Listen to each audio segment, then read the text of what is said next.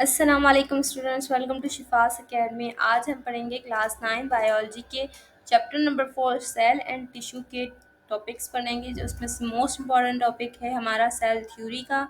और ये cell theory का जो टॉपिक है ये शॉर्ट में अक्सर आता है आप लोगों के बोर्ड एग्जाम्स में, ठीक है। और सेल की डेफिनेशंस भी देखेंगे, ठीक है।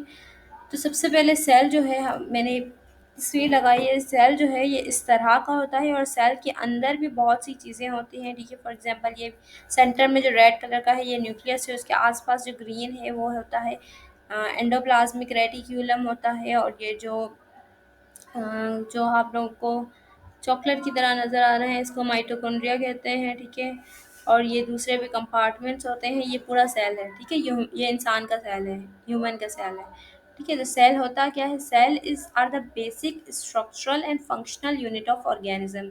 सेल की अगर डेफिनेशन पूछी जाए तो सेल की सिंपल डेफिनेशन ये है कि सेल जो है एक बेसिक स्ट्रक्चरल यूनिट है। किस तरह से? फॉर एग्जांपल एक दीवार है, ठीक है। उस दीवार को बनाने में आप लोगों को क्या चाहिए? एक दीवार डायरेक्टली दीवार तो नहीं होगी। क्या होगी? सबसे पहले आप ईंटें रखेंगे। इस ईंट जब ईंटें पूरी रख देंगे फिर उसके बाद आप उसको ईंटें नहीं कहेंगे, आप कहेंगे ये दीवार है, ठीक है। इसी तरह से जब ह्यूमन सेल जो है बहुत सारे रखे जाते हैं और उसके बाद पूरी एक बॉडी फॉर्म हो जाती है, पूरी एक बॉडी बन जाती है, उसको हम कहते हैं अब ये क्या हो गया है, ये इसका पूरा स्ट्रक्चर बन गया है, ठीक है। ठीक है, तो ये स्ट्रक्चर बन गया उसका। अब क्या है? Cell is a basic structure.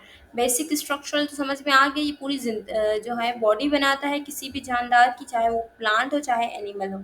And functional unit अब सिर्फ वो किसी जानदार की सिर्फ बॉडी नहीं बनाएगा, उसके साथ साथ वो अब चलता है, उठता है, खाता है, पीता है, ये सारे उसके फंक्शंस हैं, उसके काम हैं, ठीक है। वो सब भी कौन करवाएगा? वही सेल कराएगा। इसलिए इसको कहते हैं cell is the basic structural. वो बॉडी भी बनाएगा एंड फंक्शनल काम भी करवाएगा किसी भी ऑर्गेनिजम्स में, ठीक है। अब सेल थ्योरी पे आते हैं। तो सेल थ्योरी एक बहुत ही मशहूर थ्योरी है, ठीक है। इसको दो साइंसदानों ने मिलकर दिया था, एक का नाम था शेल्डन और दूसरा नाम था शवान।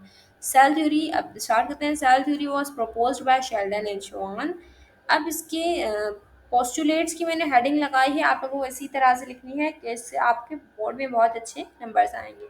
पोस्टुलेट्स का मतलब होता है मेन पॉइंट्स, मतलब सेल थ्योरी में आप लोग उन साइंसदानों ने क्या मेन पॉइंट्स दिए थे। तो the postulate of cell theory are, चार पॉइंट्स है। नंबर वन है all living organisms are made of one और मोर सेल। जितने भी जानदार होंगे दुनिया में, चाहे वो प्लांट हो चाहे एनिमल्स हो, वो सब के सब किससे बने हुए होंगे? एक सेल से या फिर एक से ज़्यादा सेल से। एक सेल की एग्जांपल देखें तो अमोएबा है और बहुत सारे सेल की एग्जांपल देखें तो ह्यूमन है, ठीक है। सेकेंड पॉइंट है the cell is the fundamental unit of structure and function in all living organisms. अभी मैंने आप लोगों को सेल की डेफिनेशन बताई कि सेल क्या है। किसी भी जानदार का स्ट्रक्चर भी बनाता है और फंक्शन भी बनाता है, तो सेल थ्योरी में भी यही है, ठीक है। तो वो स्ट्रक्चर भी बनाता है और फंक्शन भी बनाता है किसी भी जानदार का। थर्ड पॉइंट है the new cells is drive from pre existing cells dividing into two by cell division. ये जो थर्ड पॉइंट है ये दिया था दूसरे साइंटिस्ट ने जिसका नाम था रोडोल्फ इरकॉय। इसकी मतलब ये बाद में आया था सेल थ्योरी के पॉइंट्स में, लेकिन इसका पॉइंट मोस्ट इंपॉर्टेंट था इसलिए सेल थ्योरी में रखा गया। क्या कहा था इसने? इसने कहा कि जब भी नए सेल बनेंगे, हम ग्रोथ करते हैं, हम पहले छोटे थे अब हम बड़े हो गए हैं, हमारा कद भी बड़ा है, हमारे वजन भी बड़ा है, ठीक है, हमारे ऑर्गन्स भी बड़े हैं। तो ये सब क्या है? हमारी ग्रोथ है, ठीक है। तो ग्रोथ कैसे हुई? क्या वही सेल जो हम बचपन में जो हमारे सेल थे वही सेल के बड़े हुए? नहीं। होता क्या है कि वो पुराने जो सेल थे हमारे वो डिवाइड होकर उन्होंने दो सेल निकाले। हर एक सेल ने अपने अंदर से दो नए सेल्स निकाले, ठीक है। इसी को हम कहते हैं कि सेल क्या हुआ? प्री एग्जिस्टिंग सेल, जो पुराना सेल था वो क्या हुआ? डिवाइड हुआ दो सेल में बाय सेल डिवीजन। थ्रू किसके थ्रू? सेल डिवीजन के थ्रू। सेल डिवीजन एक पूरा प्रोसेस है, हम चैप्टर नंबर 5 में पढ़ेंगे मियायोसिस, माइटोसिस वगैरह, ठीक है। तो रुडोल्फ इरकॉय ने यही कहा था कि प्री एग्जिस्टिंग सेल जो है वो डिवाइड होते हैं, पुराने सेल डिवाइड होते हैं, उनमें से नए सेल बनते हैं। चौथा पॉइंट क्या है? The cell contain the heredity material which is passed from generation to generation.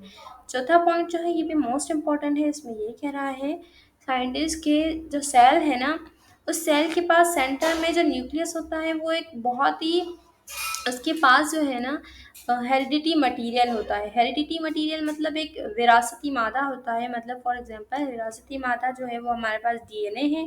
हमारे पास डीएनए कहाँ से आया? हमारे पास डीएनए अपने पेरेंट्स से आया। इसी वजह से हम जो है अपने पेरेंट्स से काफ़ी मिलते हैं। ठीक है, तो सेल क्या है? सेल के पास हेरिडिटी मटेरियल है which is pass from generation to generation, और वही नस्ल दर नस्ल ट्रांसफ़र हो रहा है।